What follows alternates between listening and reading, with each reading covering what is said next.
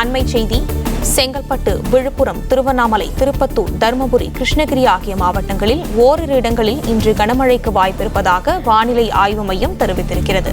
இதை பற்றின மேலும் விவரங்களை நமது செய்தியாளர் மாணிக்கம் வழங்க கேட்கலாம். மாணிக்கம், வணக்கம். விவரங்கள் என்ன பகிரலாம்?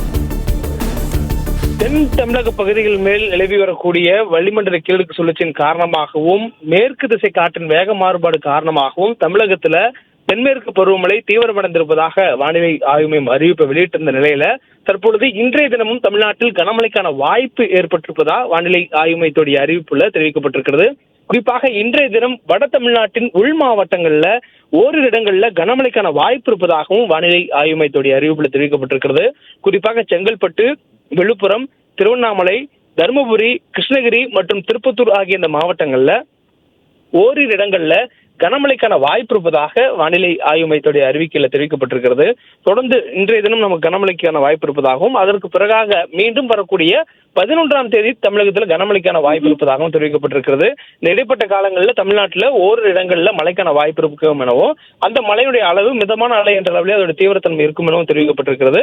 11ஆம் தேதி வாக்கில் தமிழ்நாட்டில் கனமழைக்கான வாய்ப்பு இருக்கக்கூடிய மாவட்டங்களாக கோயம்புத்தூர், நீலகிரி, ஈரோடு, சேலம், தருமபுரி, கிருஷ்ணகிரி ஆகிய மாவட்டங்களுக்கு அந்த கனமழைக்கான எச்சரிக்கையானது கொடுக்கப்பட்டிருக்கிறது.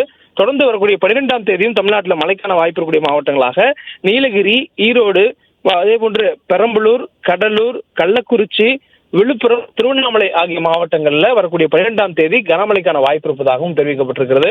இந்த மாவட்டங்கள்ல ஓரிரு இடங்களில் மழைக்கான வாய்ப்பு இருக்கும் எனவும் வானிலை ஆய்வு குறிப்பிட்டிருக்கிறாங்க.